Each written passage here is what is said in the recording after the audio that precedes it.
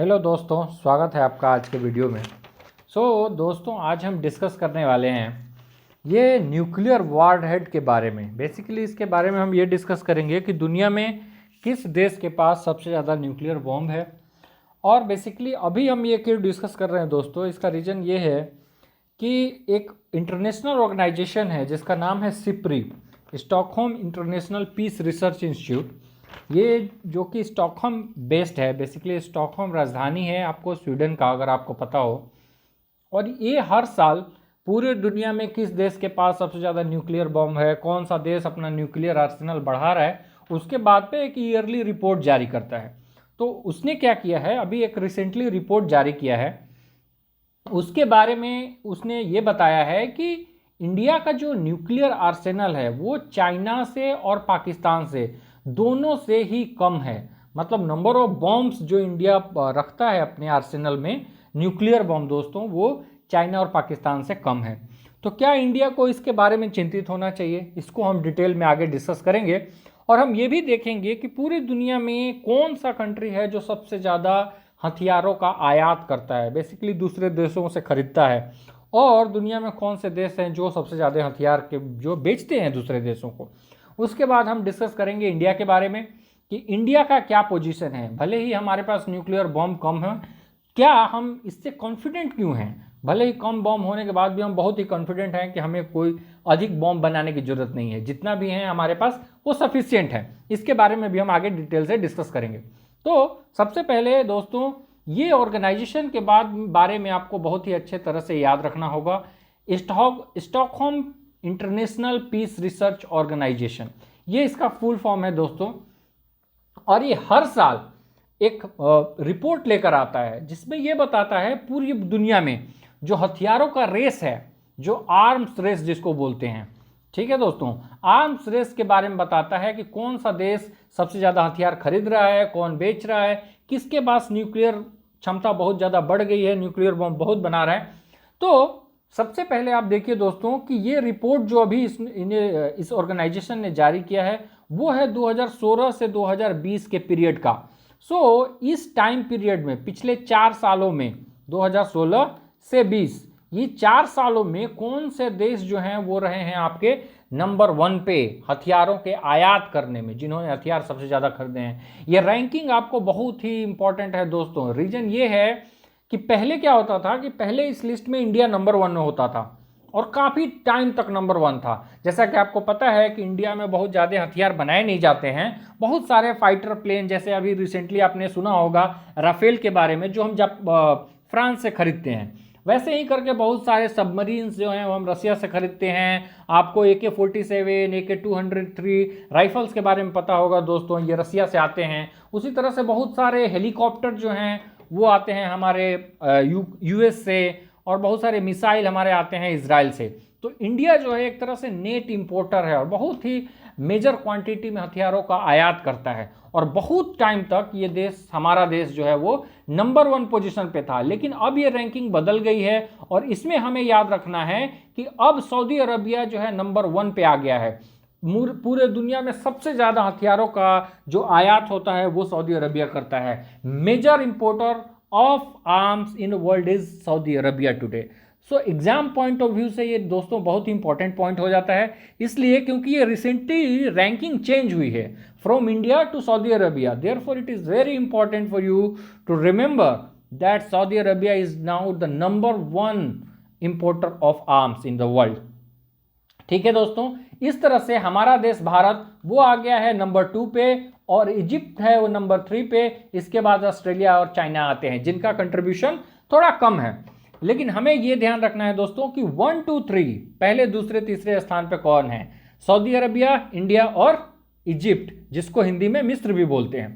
अब देखिए कि अगले पॉइंट में ये हम देखेंगे कि ये पूरे दुनिया में जो आर्म्स इंपोर्ट हो रहे हैं उसमें सऊदी अरबिया का परसेंटेज क्या है, ये भी क्वेश्चन पूछा जा सकता है माय फ्रेंड्स। इसलिए प्लीज इसको नोट डाउन करिए कि पूरे दुनिया का 11% हथियार अकेले सऊदी अरबिया इंपोर्ट करता है। उसके बाद हमारा नंबर आता है भारत का, जो कि पूरे इंपोर्ट का, वर्ल्ड इंपोर्ट का 9.5% इंपोर्ट करता है। ठीक है दोस्तों, बाकी देशों का परसेंटेज कम है इसलिए यहां हमने मेंशन नहीं किया है। ठीक है।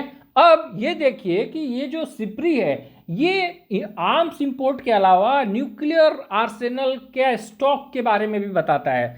सो अभी देखिए पूरे दुनिया में, ये बहुत ही इंपॉर्टेंट पॉइंट है कि पूरे दुनिया में there are 9 countries which have nuclear bomb in their Arsenal.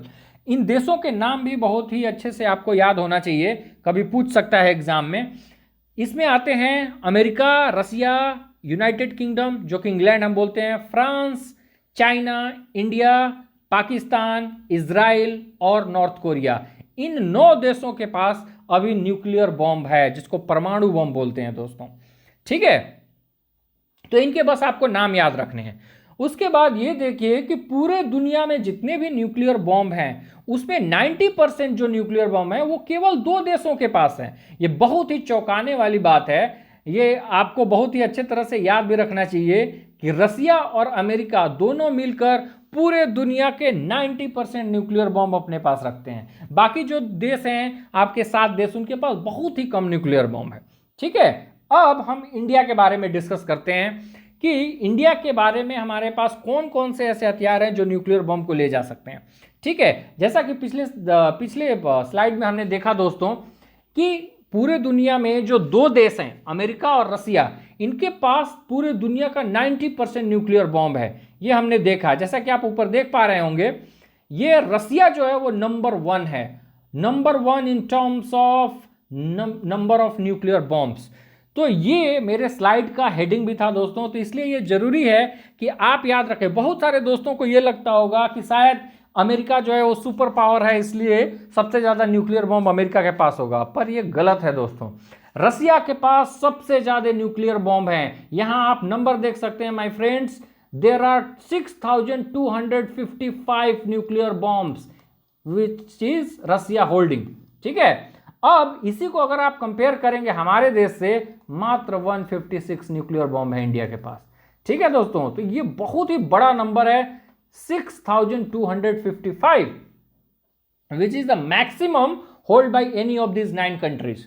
ये 9 देशों में सबसे ज्यादा रसिया के पास न्यूक्लियर बॉम्ब है, ये याद रखना होगा। उसके बाद आता है यूएसए जिसके पास है 5550 न्यूक्लियर बॉम्ब्स, यहां पे आप देख सकते हैं। और इसमें आपको यह भी देखना होगा दोस्तों कि इन दोनों देशों में, रशिया और अमेरिका में, इन्होंने बहुत सारे nuclear bomb already operational mode में रखा है। ऑपरेशनल मोड का मतलब ये हुआ कि रेडी रखा है कि उसको जब भी गिराना होगा, चाहे न्यूक्लियर बॉम्ब को ब्लास्ट करना होगा, ये बहुत ही क्विक टाइम में, ठीक है, मिनट्स में उसको डेटोनेट कर सकते हैं। ये थोड़ी सी खतरनाक स्थिति है दोस्तों। आप देख सकते हैं 1625 न्यूक्लियर बॉम्ब रसिया के ऐसे हैं जो डिप्लॉयड हैं, ऑपरेशन में हैं। उसी तरह से अमेरिका भी कम नहीं है, उसने भी 1800 न्यूक्लियर बॉम्ब ऑपरेशन में रखा है, बेसिकली रेडी टू ड्रॉप, ठीक है।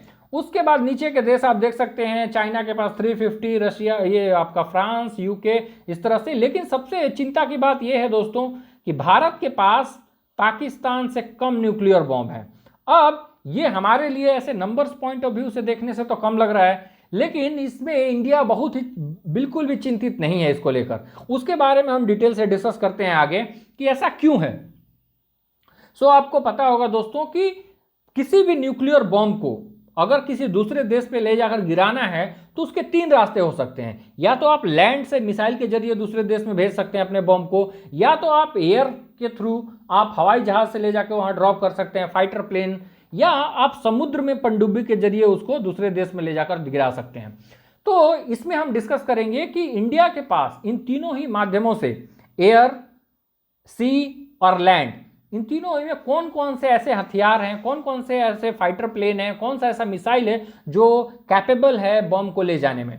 तो लैंड के पॉइंट ऑफ व्यू से अगर देखेंगे दोस्तों तो हमारे पास है पृथ्वी 2 जिसकी मारक क्षमता है 350 किलोमीटर, ठीक है। उसके बाद आता है अग्नि 1, अग्नि 2 और अग्नि 3, और अग्नि 5 जो है अभी रिसेंटली इंडक्शन होने वाला है जिसका पूरा मारक क्षमता 5000 किलोमीटर बताया जाता है दोस्तों।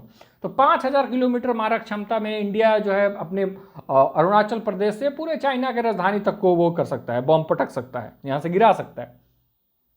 और ये जो पृथ्वी सीरीज और अग्नि सीरीज के जो मिसाइल्स हैं जिनकी मारक क्षमता 3000 तक है, आप देख सकते हैं 350 से लेकर 3000 तक है, ये सब रखे गए हैं पाकिस्तान को ध्यान में रख के, ठीक है।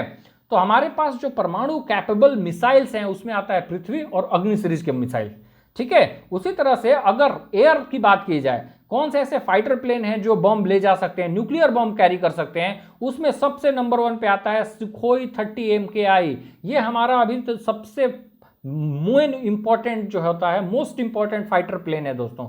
राफेल अब चूंकि आ चुका है, राफेल अब हमारा फ्रंटलाइन फाइटर प्लेन होगा, लेकिन अभी तक हमारे पास जो सबसे सुपेरियर फाइटर प्लेन था वो था सुखोई 30 MKI। ये न्यूक्लियर वारहेड को ले जाने में कैपेबल है। उसी तरह से मिराज 2000, जगुआर फाइटर्स, अब राफेल भी इस लीग में शामिल हो गया है। Rafale can deliver nuclear bombs. तो ये क्वेश्चन आपसे पूछा जा सकता है कि which are our fighter planes are capable of carrying nuclear bomb, तो ये आपको ध्यान रखना है। उसके बाद आखिरी में हम आते हैं कि कौन सा ऐसा हमारे पास पनडुब्बी है पानी के अंदर जो रह के न्यूक्लियर बॉम्ब अटैक कर सकता है दूसरे देशों पे, ठीक है। इसमें हमारे पास केवल और केवल एक nuclear powered ballistic missile submarine है जिसका नाम है INS अरिहंत। आपको बहुत ही अच्छे से ध्यान रखना है अरिहंत के बारे में, ठीक है। अरिहंत जो है इंडिया का एकमात्र न्यूक्लियर कैपेबल बैलिस्टिक सबमरीन है, ठीक है। ये इसमें एक हमारा मिसाइल फिट है 750 किलोमीटर जिसकी मारक क्षमता है K-15 के नाम से, और ये K का मतलब होता है कलाम, APJ अब्दुल कलाम के नाम पर है ये दोस्तों, ठीक है। तो ये K-15 का जो मारक क्षमता है वो है 750। तो इस पनडुब्बी से हम किसी भी देश के समुद्र में जाकर वहां परमाणु बम गिरा सकते हैं, ठीक है। इसके अलावा INS अरिहंत के अलावा INS अरिघात भी हमारा बनकर तैयार हो चुका है, जो एक दूसरी पनडुब्बी है जो न्यूक्लियर बम पटक सकती है दूसरे देशों में, ठीक है। लेकिन ये अभी ट्रायल फेज में है, कुछ दिनों में, may be 5 month 6 month down the line ये ऑपरेशनल हो जाएगा, ठीक है। और इंडिया जो है एक और मिसाइल K4 के नाम से बना रहा है जिसकी मारक क्षमता 3500 किलोमीटर होगी, ठीक है। ये भी की सीरीज की मिसाइल है और ये पनडुब्बी से छोड़ा जाएगा, ठीक है दोस्तों।